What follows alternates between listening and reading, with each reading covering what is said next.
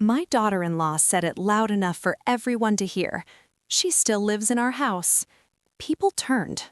I didn't correct her. Not yet. Because that house was legally mine, and she knew it. I had raised her husband there, paid every bill there, and now I was being treated like a guest who overstayed. I stayed calm. Too calm. Because when family starts counting your home as theirs, something worse is already planned. If this feels wrong to you, stay with me.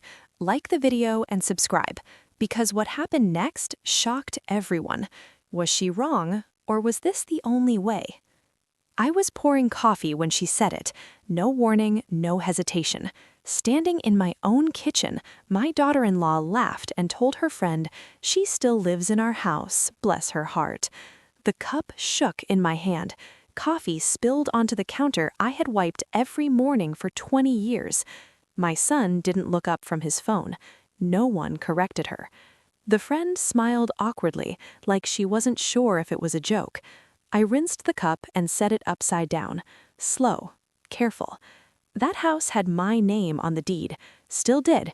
But the way she said it, it wasn't a mistake. It was a claim. After that day, little things changed. My mail stopped showing up. Bills were already handled.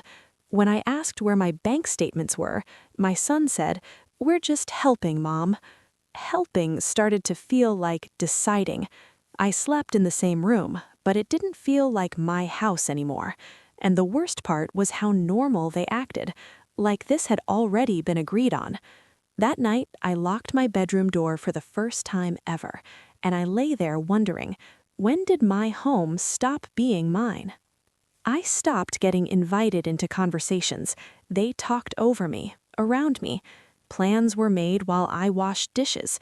Groceries showed up that I didn't choose. My daughter-in-law rearranged cabinets, then complained I couldn't find things. Once, I reached for the thermostat. She moved my hand away. "Bills are high," she said. "We'll handle it." My son started signing for packages addressed to me. I asked for my checkbook. He said it was safer if he kept it. I noticed my purse felt lighter. I started keeping cash folded in my coat pocket, like I used to years ago. Some nights I ate dinner alone while they ordered in. They'd say, "We thought you already ate." I hadn't.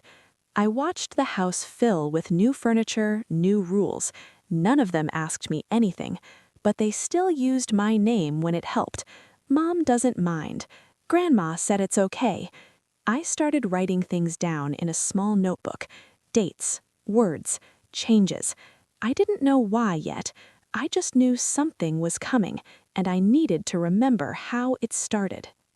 The humiliation came at church. Sunday morning, coffee table in the hall. A woman asked me how long I'd lived there.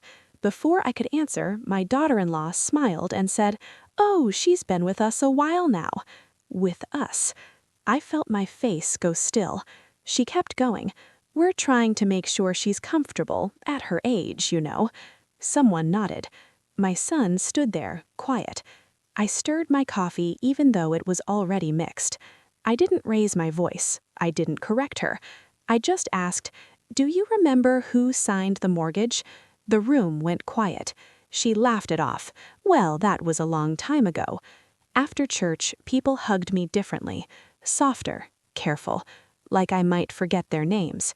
On the drive home, my son said I embarrassed his wife. I watched the road. That night, I sat on my bed and opened my notebook. I wrote one sentence. She told the world my house wasn't mine. If this were your mother, what would you think she should do next? I didn't sleep much after that. I kept thinking about my husband fixing the porch with borrowed tools, about birthday cakes on the same kitchen counter, about how many years I paid taxes without missing once. I loved my son. That never changed. But love had started costing me my place in my own life. I remembered teaching him to drive on that street, him slamming doors, me forgiving him anyway. I stood in the living room one night, lights off, and looked around. Everything I owned was there, but I felt like I was waiting for permission. The next morning, I made calls. Not angry ones, quiet ones. A lawyer, the county office, my bank. I asked questions, listened, took notes. No one rushed me. No one talked over me. That alone told me something important. When my daughter-in-law asked where I was going one afternoon, I said, out. She didn't ask where. I think she assumed I'd come back the same.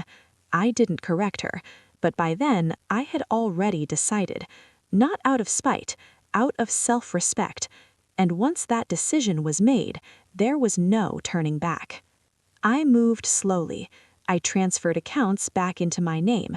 I requested copies of everything.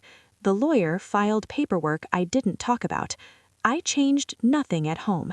Not yet. Then one evening, my son asked why a payment bounced. I told him I'd taken over my finances again. He stared like he didn't recognize me.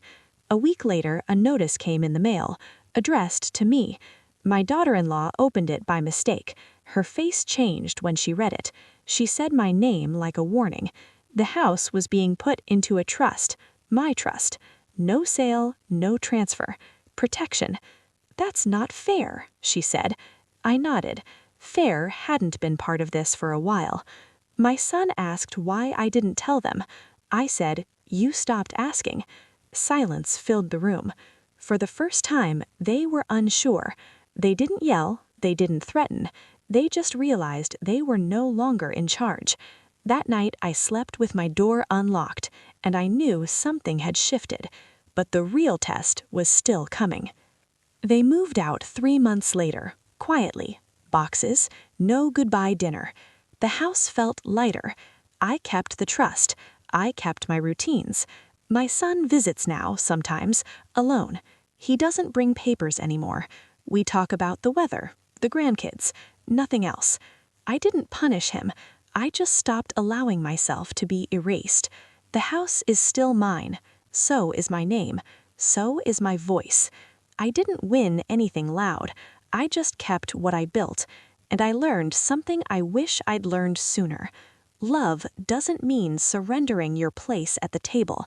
If you've ever been made small in your own home, if family crossed a line and called it care, tell me, was she wrong for choosing dignity over blood? What would you have done? Comment yes or no. I read every reply.